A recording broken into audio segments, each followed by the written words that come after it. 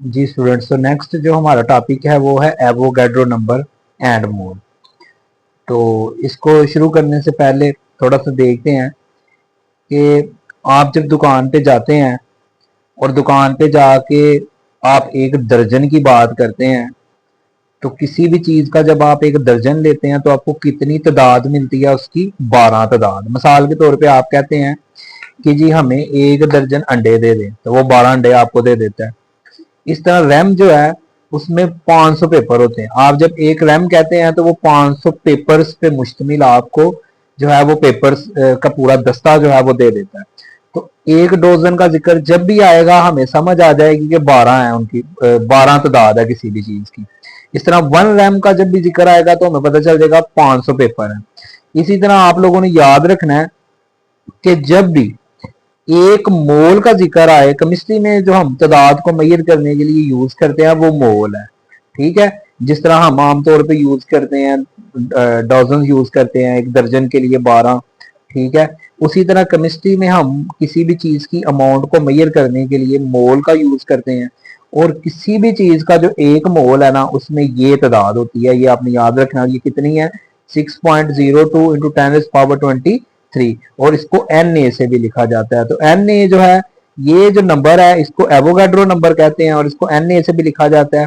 Chemistry के अंदर अगर किसी भी चीज का एक मोल है तो उसके अंदर इतनी तादाद होगी। बिल्कुल ये ऐसे ही है जैसे अगर किसी भी चीज का एक दर्जन ले, वन डजन ले, तो उसमें 12 तादाद होगी। और केमिस्ट्री के अंदर किसी भी चीज का एक मोल होगा तो उसके अंदर ये तादाद होगी।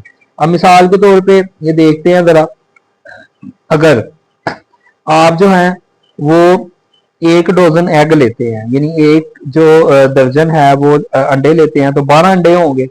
इसी तरह अगर आप एक डजन ऑरेंज लेते हैं तो कितने ऑरेंज होंगे? 12 ऑरेंज होंगे।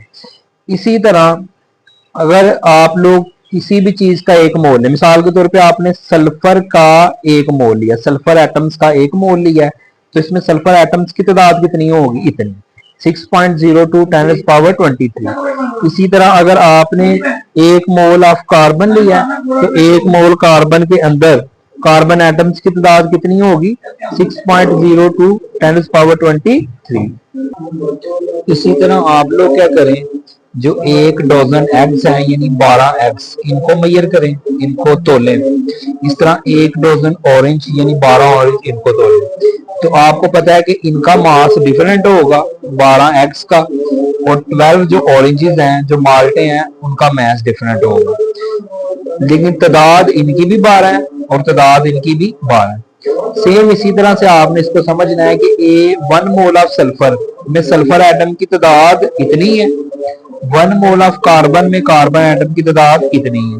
लेकिन जब आप इनको मेजर करेंगे, जब आप इनको तोलेंगे, इनका मास निकालेंगे, तो 1 मोल सल्फर का मास डिफरेंट होगा और 1 मोल कार्बन का मास डिफरेंट होगा। आगे जी ये क्वेश्चन है, what is the mass of 1 mole of carbon atom? तो 1 मोल कार्बन एटम का मास कितना होगा? आप पीरियोडिक टेबल से देखते हैं, 1 मोल कार्बन एटम है, उसका मास 12 ग्राम होगा। नेक्स्ट उसने पूछा how many atoms are there in 32.1 gram of sulphur atoms? तो 32.1 ग्राम ऑफ सल्फर एटम जो है ये किसके बराबर होगा? ये 1 मोल के बराबर होगा। और जब ये 1 मोल के बराबर है तो 1 मोल के अंदर कितनी तादाद होती है? 6.02 इंटू 10⁻23। तो इतने एटम सल्फर के मौजूद होंगे। तो किसी भी चीज का जो 1 मोल है, किसी भी चीज के 1 मोल के अंदर उस चीज का जितना मैस होगा ना उसको उसका मोलर मैस कहेंगे। मिसाल के तौर पे अगर सल्फर का एक मोल होगा, सल्फर का एक मोल होगा, तो सल्फर के एटम्स कितने होंगे? इतने होंगे, और उनका मैस करें तो वो इतना होगा। तो एक मोल के अंदर, सल्फर के एक मोल के अंदर जो सल्फर का मैस है यानी 32.1 ग्राम है, उसी को इसका मोलर मास भी कहेंगे। अब ये देखें, 1 मोल जो है, 1 मोल सल्फर जो है, उसके जो भी किसी भी चीज का एक मोल है उसमें कितनी तादाद होती है? उसकी 6.02 10⁻23 इतनी तादाद होगी, और इसका मैस कितना होगा?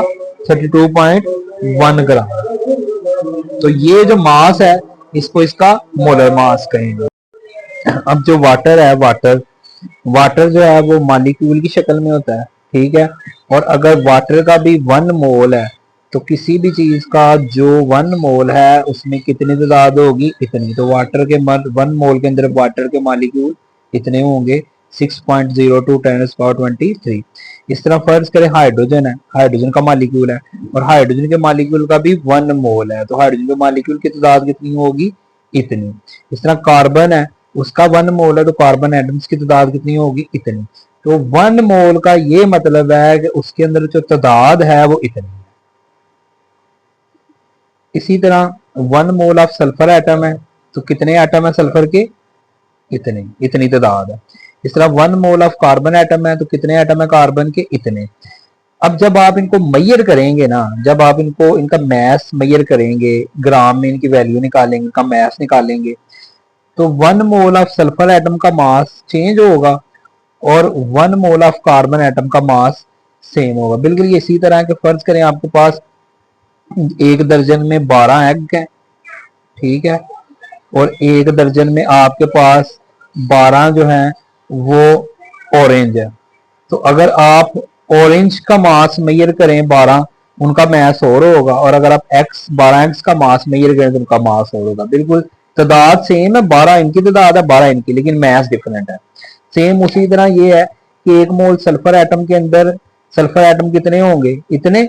1 मोल कार्बन एटम के अंदर कार्बन एटम कितने होंगे, इतने। लेकिन दोनों का जब मास मेजर करेंगे तो सल्फर का मास कितना आएगा, 32.1 ग्राम यानी और होगा, और कार्बन का मास 12 आएगा यानी और होगा।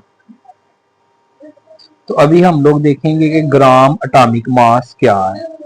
तो ये एक एलिमेंट है, ठीक है, ये कार्बन एक एलिमेंट है और एटॉमिक मास कार्बन का पीरियोडिक टेबल से देखें तो वो 12 एटॉमिक मास यूनिट है। और ये जो एटॉमिक मास है इसको हमने जाहिर किया हुआ है ग्राम में, यानी 12 ग्राम में जाहिर किया हुआ है। तो किसी भी जो एलिमेंट है उसका जो एटॉमिक मास है उसको आप ग्राम में अगर जाहिर कर दें तो इसको ग्राम एटॉमिक मास कहेंगे, या फिर इसको मोल भी कह सकते हैं। तो ये देखें एटॉमिक मास कार्बन का 12 एटॉमिक मास यूनिट है, कहाँ से निकाला है, पीरियोडिक टेबल से, ये दिए हुए हैं पीरियोडिक टेबल में। इसको आप जाहिर कर दें ग्राम में, इसको ग्राम एटॉमिक मास कहेंगे और ये 1 मोल के बराबर होगा। इसी तरह एटॉमिक मास सोडियम का देखें पीरियोडिक टेबल से 23 एटॉमिक मास यूनिट है, इसको आप ग्राम में जाहिर कर दें तो ये क्या होगा, ये ग्राम एटॉमिक मास होगा। उस तरह एटॉमिक मास जिंक का पीरियोडिक टेबल से देखें 63.5 एटॉमिक मास यूनिट है, इसको आप ग्राम में जाहिर कर दें तो ये क्या होगा, ग्राम एटॉमिक मास होगा। तो किसी भी एलिमेंट के एटॉमिक मास को ग्राम में जाहिर कर देने को ग्राम एटॉमिक मास कहते हैं। जी, तो जैसे मैंने को पहले बताया कि जो ग्राम एटॉमिक मास है वो 1 मोल के बराबर होगा। तो ग्राम कार्बन का जो एटॉमिक मास उसको ग्राम में जाहिर किया, ये किसके बराबर है, 1 मोल के। इस तरह सोडियम का एटॉमिक मास जो है 23, इसको ग्राम में जाहिर किया और ये 1 मोल के बराबर है। इस तरह जिंक का एटॉमिक मास ग्राम में जाहिर किया और ये 1 मोल के बराबर है, ठीक है। तो यहाँ पे भी थोड़ा सा दिखाया हुआ है कि एटॉमिक मास कार्बन का 12 एटॉमिक मास यूनिट, इसको ग्राम में जाहिर किया और ये 1 मोल के बराबर है। इस तरह एटॉमिक मास सोडियम का 23 एटॉमिक मास यूनिट, इसको ग्राम में जाहिर किया, ये 1 मोल के बराबर है। इस तरह एटॉमिक मास ऑफ जिंक ये हो गया, इसको ग्राम में जाहिर किया और ये 1 मोल के बराबर है।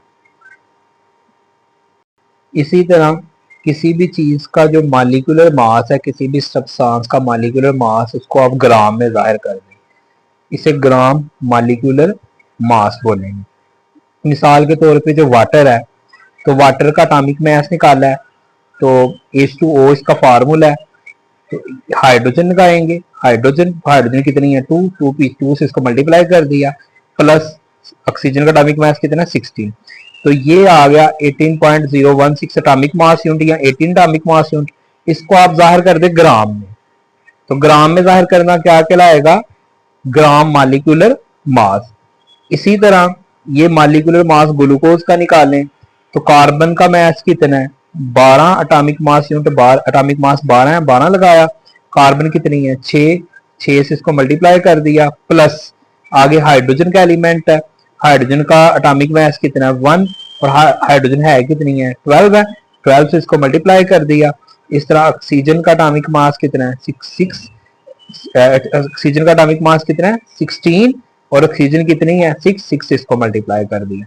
तो ये जब हमने इसको मल्टीप्लाई करके सम अप किया तो 180 आ गया एटॉमिक मास यूनिट। इसको आप ग्राम में जाहिर कर दें, जब ग्राम में जाहिर कर देंगे तो इसको ग्राम मॉलिक्यूलर मास कहेंगे।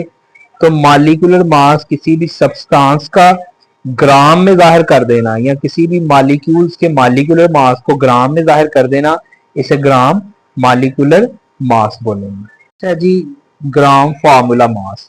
तो फार्मूला मास किनका होता है आयनिक कंपाउंड का, और NaCl क्या है एक आयनिक कंपाउंड है। तो हम क्या करेंगे इसका एटॉमिक मास निकालेंगे। इसका एटॉमिक मास कितना हो गया, सोडियम का 23, क्लोरीन का 35.5, तो ये इसका सम अप किया 58.5 आ गया। और ये जो है फार्मूला मास, इसको हमने किस में जाहिर कर दिया है ग्राम में। तो जो क्या होगा कि किसी भी सब्सटेंस का जो फार्मूला मास है इसको जब आप ग्राम में जाहिर कर देते हैं जिसको ग्राम फार्मूला मास कहेंगे। तो ये ग्राम फार्मूला मास आ गया। इसी तरह फार्मूला मास ऑफ KCl का निकाला, ये इतना आ गया, इसको ग्राम में जाहिर कर दें तो ये ग्राम फार्मूला मास आ गया। और एक चीज जो आपने याद रखनी है वो ये है कि ग्राम मॉलिक्यूलर मास ये भी 1 मोल के बराबर है, और ये जो ग्राम फार्मूला मास है किसी भी चीज का वो 1 मोल के ही बराबर होता है। यानी इनमें जो तादाद होती है वो 6.02 × 10⁻23 होती है। तो ये भी आप लोगों ने ये चीज याद रखनी है।